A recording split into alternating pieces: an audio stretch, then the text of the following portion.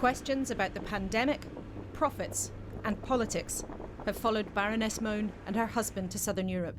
She's a member of the House of Lords who used her contact with a cabinet minister to help do a deal. It really matters what they say, because they've been accused of lying about tens and tens of millions of pounds of profits they made from supplying PPE during the pandemic.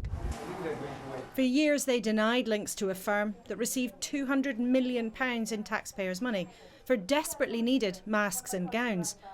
With a £60 million profit for their family, they only now fully admit. It was a call to arms for all Lords, Baronesses, MPs, senior civil servants to help, because they needed massive quantities of PPE. And how much were you paid, and how much of it was profit? So the two contracts in total came to a value of £202 million.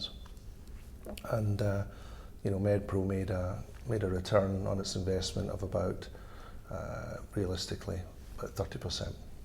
So about £60 million or? Yeah, about that, yeah, that's right. Making a profit of £60 million during a national emergency like a pandemic sounds not just like an enormous amount of cash, but also a bit like profiteering. Well, PP prices during the pandemic went up 5 times, and a lot of our competitors were charging on the gowns front between £7 and £12 a gown. At the very start of the pandemic, the government paid actually numbers way in excess of that. What happened then to the money, the profit you've alluded to? And like all my sources of income that I've generated over many years, it goes into trust for the benefit of my family.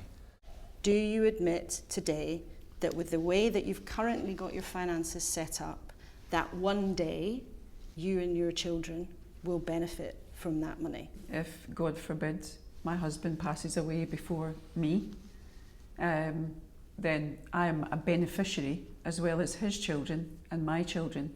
So, yes, of course. A successful businesswoman, Baroness Moon had been given a perch as a peer by David Cameron.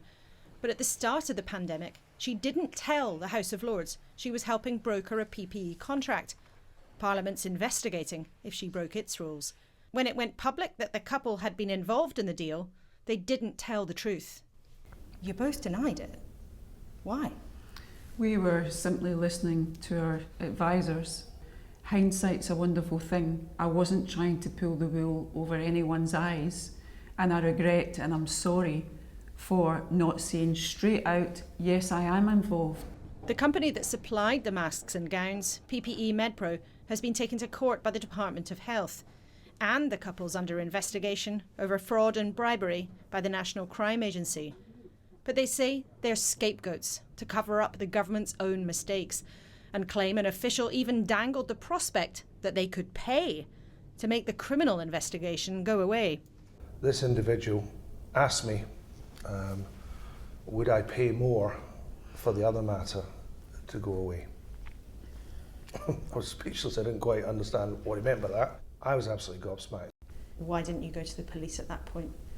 I take the advice of my legal team, and the legal team at that point in time suggested that we park that one for now. The NCA says it's operationally independent and its investigations are intelligence-led. They hope of a hearing after several years of denials, from a time when so many families had their lives turned upside down.